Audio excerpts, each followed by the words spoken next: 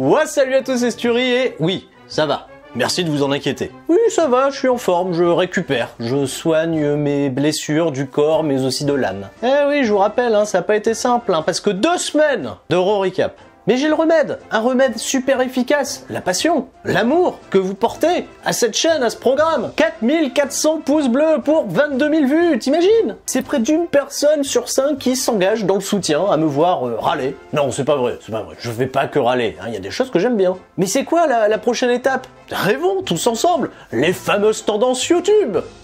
Bon, le catch c'est tendance maintenant. Oui, et boîte à camembert. Je te rappelle que ce soir, SmackDown, vous êtes sur FS1. Alors vous allez pas faire les malins niveau rating. Non. Et cerise sur le gâteau, l'épisode de SmackDown de ce soir sera le Go Home Show pour Hell in a Cell. Et d'ailleurs, un rendez-vous tout de suite à prendre sur la chaîne CSL Catch puisque dimanche 20h, WWE SKO en compagnie de Ludivine avec Flo présent la première heure et Rabi à partir de 21h pour découvrir, je le suppose, au fur et à mesure, les combats qui s'ajouteront à la carte. Parce que pour le moment, c'est faible. On est à 5. Et encore, on a bien failli retomber à 3. Parce qu'il y a un gros programme sur la chaîne. Lundi, on va tenter le Qu'est-ce qui s'est passé d'Hell in a Cell en J+1. Ça fait longtemps. Pour que le mardi, nous ayons un 3e Raw Recap consécutif. Je peux te dire que je prépare les vitamines, le sport, la condition physique. Alors vous allez préparer le chips, le sel, les épices peut-être. Je rappelle quand même, 5 fruits et légumes par jour, à manger bouger. Et de mon côté, je m'apprête à retourner l'univers de WWE pour que tout le monde reste fort. SmackDown Recap, qu'est-ce qui s'est passé? Avec au programme cette semaine, le champion universel Roman Reigns qui nous présentera les Tribal Consequences.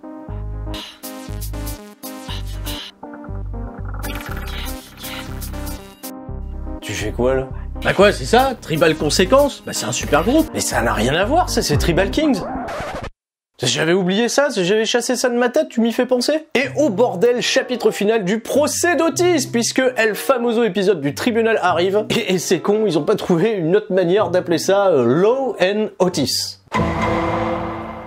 Ça promet un incroyable moment, what the fuck. Mais le show débute tout de suite avec le Kevin Owens Show, bien heureux d'être arrivé à SmackDown. Aucune référence à ce qui s'est passé les précédentes semaines avec le film d'Aleister Black. D'ailleurs, grosse info, pas d'Aleister Black ce soir, pas de projet, apparemment c'est chambre noire et tristesse. L'invité de Kevin Owens ne sera nul autre que Daniel Bryan et hop, stop, alerte capillaire. Pour une fois, je vais pas m'attaquer aux pieds, mais quand même, quoi, une question que je me suis toujours posée quand je regarde du catch, c'est pourquoi les catcheurs aux cheveux longs ont toujours besoin d'avoir les cheveux mouillés, même pour des segments où ils sont habillés en civil. Normalement, je sais pas, c'est punition, ça, pas vrai, Gilbert? Quand Gilbert revenait en classe avec les cheveux mouillés, il était puni. Il me consignait parce qu'il disait que j'avais fait exprès de mettre de l'eau sur la tête pour avoir un petit peu les cheveux à la mode. Dans ce segment, Owens ne tarit pas d'éloges au sujet de Bryan. Bryan d'ailleurs va indiquer qu'il est heureux de revenir dans le game, mais qu'il aimerait avoir un fighting champion pour le champion intercontinental, qui semble être d'ailleurs le programme qu'il vise dès à présent. Et le programme avec Roman Reigns? Mais Kevin Owens va donner une autre idée à Daniel Bryan, et si toi et moi, on devenait champion par équipe. C'est vrai ça, on a besoin d'équipe à SmackDown. On a besoin d'avoir cette division qu'on a perdue depuis, j'ai l'impression, des années maintenant. Alors tout le monde s'agite, il y a Dolph Ziggler et Bobby Roode qui vont débarquer avec le sentiment, tu vois, d'être l'équipe la plus rafraîchissante du programme. Les Street Profits vont s'en mêler, Nakazara aussi, et évidemment, la suite est d'une logique implacable. Bagarre. Bagarre. Oui, bagarre, évidemment bagarre. Premier match de la soirée, un 4 contre 4 où Kevin Owens est resté en jeans parce que ça a l'air d'être son nouveau gimmick depuis le film, voilà. Mais mention spéciale à Daniel Bryan qui a quand même pris le temps de se changer. Ce match est un excellent 4 contre 4, bourré d'action, gros rythme, t'as vu, il y a même ma voix qui est partie en couille. 14 minutes remporté par Montez Ford avec à nouveau un frog splash qui va toucher le plafond. Et je sais pas en fait parce que ça n'a rien construit de réel pour Hell in a Cell. Je trouve ça un peu con, pourquoi on n'a pas donné une victoire à Bryan ou Owens pour, je sais pas moi, avoir des challengers établis. Cela dit, 14 minutes d'un très chouette match qui ne donne pas de grande ouverture pour la suite, mais c'est pas grave, voilà. Autant niquer la gueule à Hell in a Cell un peu plus. Pourquoi? Parce que Murphy, ce soir, affronte Rollins. Ils font ça à SmackDown, pourquoi pas le faire en pay-per-view? Because as judge, jury, and executioner, we, the tribunal, we will make sure that we bring a true reign of terror. Oh oui, oh oui.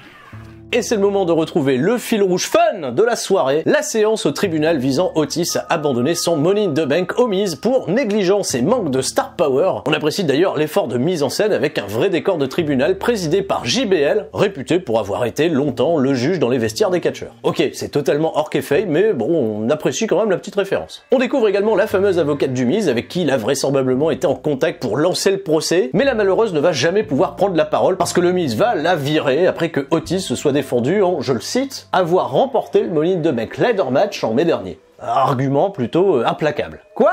T'es viré.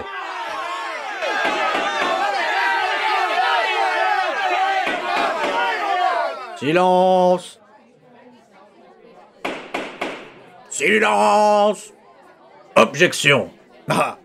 C'est fun! Backstage, Sami Zayn va à l'encontre de Daniel Bryan et lui fait savoir qu'il ne partage absolument pas sa vision du champion intercontinental. Zayn veut pouvoir défendre le titre quand ça lui chante, contre qui ça lui chante. Pour une chanson qu'on a déjà entendue 1 milliard de fois d'ailleurs, c'est la storyline actuelle de Sasha Banks contre Bayley. Ah, Bayley, elle veut pas affronter Sasha Banks. Et vu qu'on parle de Banks et de Bayley, bah justement, un match féminin à SmackDown. Alléluia! Et c'est Bianca Belair qui fait son entrée en matière contre la femme qui a empoisonné son mari à Raw. Rappelez-vous aussi, elles se sont attaquées en plein live Twitch. Bon, maintenant ils peuvent plus twitcher, enfin si, mais c'est pas pareil. Et Corey Graves et Michael Cole, 0 mention. Voilà, on va avoir 3 minutes d'un vrai combat d'exhibition, mettant à l'honneur, cela dit, les talents athlétiques de Bianca Belair, hein, qui sont pas des moindres, avec une séance comme ça de deadlift un petit peu folle, hein, sur Vega, voilà, elle va la porter à bout de bras, c'était fou. Victoire pour le projet Belair et Zelina Vega, malheureusement ça semble être un retour à la case départ. Mais restez avec nous parce qu'encore plus d'action avec le fric. Le fric!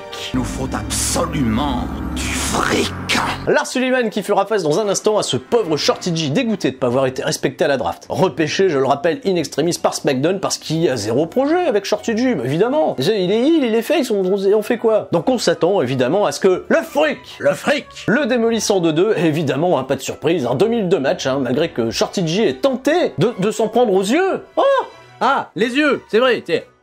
Eh bien, malheureusement pour lui, ça sera le fric qui remporte le match. Voilà, pas de programme pour Hell in a Cell. À ce moment-là, t'as Shorty G qui nous apprend qu'il abandonne. La réaction totalement logique de Michael Cole, c'est Osef. Voilà, un bon gros Osef, hein, pas de respect pour le pauvre Shorty. D'ailleurs, on retrouve Seth Rollins qui hype son combat contre le disciple, Roman Reigns qui n'a plus faim, Shorty G qui révèle finalement à Adam Pearce que Shorty G arrête sa carrière, mais que Chad Gable va faire son retour. C'était qui l'idée de Shorty G, là? Ah, c'était moi, hein?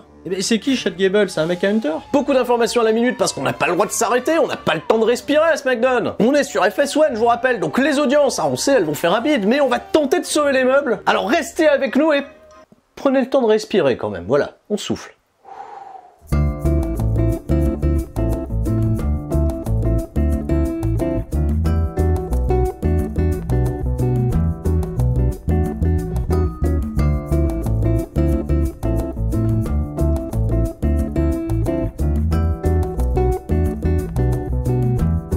Et on retrouve Bayley. Elle est là, elle va bien. Oui, mais elle est pas contente. Oui, parce qu'elle a donné plein d'interviews, tu vois, pour Hell in a Cell. Et on lui a demandé, mais pourquoi t'as pas signé le contrat? Ah, mais c'est vrai ça, elle a pas signé le contrat. Ça veut dire qu'en réalité, il y a pas que 4 matchs annoncés, il y en a plus que 3. Bon, évidemment, il faut remédier à tout ça. Alors la cousine de Snoop Dogg va se pointer. La suite, bah tu la connais, hein. Bagarre. Sacha va porter un coup de genou à Bayley et la forcer à signer le contrat. Voilà, bas les couilles des conditions d'utilisation. Que font les associations de consommateurs? Et énorme originalité pour sceller le combat de Hell in a Cell, dont la carte repasse bien de 3 à 4 matchs. Tout ça pour ça. Mais c'est le moment de revenir au segment préféré de Donald Trump.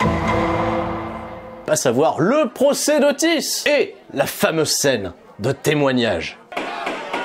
J'appelle à la barre CM Punk.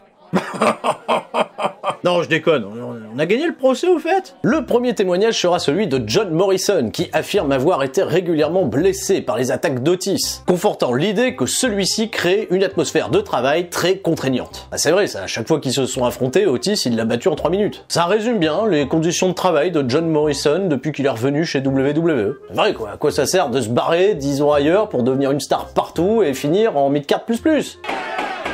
Silence! John Morrison a raison, il n'a pas été respecté. Alors on va le remettre à Main Event avec Ricochet. Ah, C'est fun! Rey Mysterio va être également appelé à la barre et va prendre la défense d'Otis puisqu'il était là. Il a vu gagner Otis le Money in the Bank. Bon, il l'a pas vu en réalité. Bon, il l'a pas vu. Et puis je te rappelle surtout qu'il avait été balancé du toit, hein, pour mourir, revenir par magie le lendemain. Et il a probablement revu le match à la télé. Bah oui, il regarde WWE Mysterio évidemment. C'est ces gosses qui ont pas le droit de regarder. Enfin, ça on y reviendra. Asuka va témoigner en japonais parce que c'est fun probablement. Et enfin Tucker plaidera lui aussi en faveur d'Otis. Donc en fait c'est un gros témoignage à 3 contre 1. C'est un peu pourri comme procès quand tu réfléchis. Bah le Miz il est dépité, c'est lui qui met tout en place et en fait il y a qu'un mec pour témoigner pour lui, tu sais. Mais nous aurons le verdict un petit peu plus tard puisque Teddy Long, l'excellent greffier du procès, parce que pourquoi pas, doit aller faire pipi. Le pipi, c'est dans le script ça d'ailleurs, le script, le greffier, c'est fun! Retour de pub et évidemment le juge JBL a un verdict en faveur d'Otis. Mais attention, le Miz a une dernière preuve qu'il aimerait faire examiner. Et visiblement, cette preuve est une mallette pleine de fric. Le système judiciaire est corrompu. Verdict final. Silence! Silence! Le verdict est donc sans appel. Après délibération, je condamne Seth Rollins à porter des chaussettes. Ah c'est pas ça. Non, c'est pas ça, c'est quand? C'est la semaine prochaine. Oui, JBL va donc trancher en faveur du Miz. Et Otis devra défendre sa mallette contre le Miz à Hell in a Cell. Hein? Attends, c'est tout ça pour ça? Donc Otis, qui a poutré plus de 15 000 fois, tu vois, le Miz en weekly les dernières semaines, il va donc devoir défendre sa mallette dans un match 1 contre 1 pour... tout ça pour ça? Attends, le Miz, en fait, ça veut dire qu'il a peut-être graissé la patte de JBL pour peut-être juste se faire massacrer. Enfin, j'ai peur, tu vois, de la finalité de tout ça, on en reparlera lors du SKO, mais au moins le programme est terminé. Alors ce programme est peut-être terminé, mais SmackDown n'est pas fini. Seth Rollins contre Buddy Murphy, avec un excellent quart d'heure de très bonne action, sous les yeux d'ailleurs d'une Aliyah, très intéressée. D'ailleurs, mention spéciale à Rere et Domi. Oui, parce qu'ils vont se pointer, Rere et Domi, ils vont regarder leur fait, ils vont dire « Mais tu fais quoi ? Qu'est-ce que tu fais? Pourquoi tu regardes ça? Arrête, regarde pas SmackDown. » Oui, Mysterio, lui, il a le droit de regarder, mais pas ses enfants. Là, on en est là. Rollins va gagner le match et faire respecter une certaine hiérarchie, mais Aliyah va débarquer pour sauver Murphy des coups de kendo stick, et c'est finalement Domi qui va trinquer. Donc Papa Mimi Stereo arrive pour chasser Rollins, et ah merde! Ah ça devient tactile là entre Murphy et Aliyah là. Oula, hein, c'était pas juste une histoire d'amitié, qu'est-ce qui se passe? Et là encore, hein, c'est ce que je trouve dramatique, mais il y a rien d'annoncé pour Hell in a Cell. On passe à côté, tu vois, de ce Murphy Rollins qu'on aurait très bien pu mettre au pay-per-view. Finalement, Domi, il peut catcher. Pourquoi il a pas le droit de catcher? Non, c'est un peu à rien y comprendre. C'est devenu le truc exclusif au weekly sur FS1. Et le dernier segment, c'est l'heure des fameuses Tribal Consequences. Mais non, c'est Tribal Jam. Tribal Jam sur la chaîne CCL Catch. Eh ben merde alors. Roman Reigns n'aura malheureusement pas le temps de dire grand chose puisque Jey Uso va apparaître à l'écran et il est assis à la table du chef visiblement. Voilà, c'est vrai qu'il y a toute cette nourriture là, faudrait peut-être la manger. Donc Roman Reigns, évidemment, il est bien vénère, mais en fait c'est une blague. Parce que c'est pas Jey Uso, c'est Jimmy Uso. Voilà, Twin Magic, c'est lui qui est dans la loge de Roman Reigns. Jey Uso attaque par derrière, des super kicks, des splash. Voilà, un Jey Uso qui paraît très fort et qui passe un message au champion. C'est d'ailleurs assez chouette de le voir rejoint par Jimmy sur la rampe d'entrée. On le sent bien, Roman Reigns est totalement embarrassé, mais le segment ne se terminera pas là, puisque Roman Reigns va passer le message suivant à Jey Uso. Si dimanche il ne le reconnaît pas comme le chef de la tribu, il s'assurera que les Usos soient reniés définitivement de la famille, ainsi que toute leur descendance. Ah ouais. Bon, peut-être ça vous parle pas comme ça, mais ça a l'air un petit peu fort. Et là, la cage, elle descend, hein, parce que bon, on a la cage, autant l'utiliser, autant qu'elle serve à quelque chose. Reigns va brandir la ceinture, et t'as Jey Uso qui va grimper sur la cage pour le défier du regard. J'ai trouvé vraiment ce plan final super intéressant. Tu vois Jey Uso qui a peur de rien. Je partais, je le dis encore une fois, hein, pas du tout convaincu pour ce rematch, mais grâce à la grosse présence de Roman Reigns et au sacré rôle d'underdog de Jey Uso, eh ben, je dois vous avouer que grosse hype. Et c'est la fin de SmackDown, d'un bon SmackDown, mais qui finalement n'a rapporté qu'un match supplémentaire à la carte de Hell in a Cell. Oui, je trouve ça un bon SmackDown. On a eu 2 bons matchs de catch. Oui, il y a peu de pistes, en effet, pour d'autres rencontres potentielles pour le pay-per-view de dimanche. Ils ont tenté de booster un petit peu cette division tag. D'ailleurs, bon, c'est un peu bizarre hein, de voir qu'il y a Bryan dans la division tag, puis après dans la course au titre intercontinental. Ok, belle entrée en matière pour Bianca Belair. Le tribunal, c'était, allez, il faut bien l'avouer, un poil divertissant, mais finalement très pauvre en écriture. Bon, après, je me doute bien que y a bien quelqu'un, je pense, à qui ça a fait plaisir.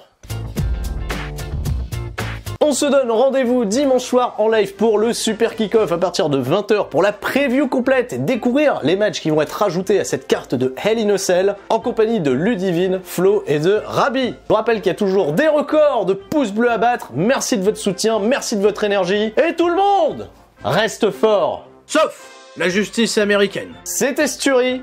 Ciao, bye bye.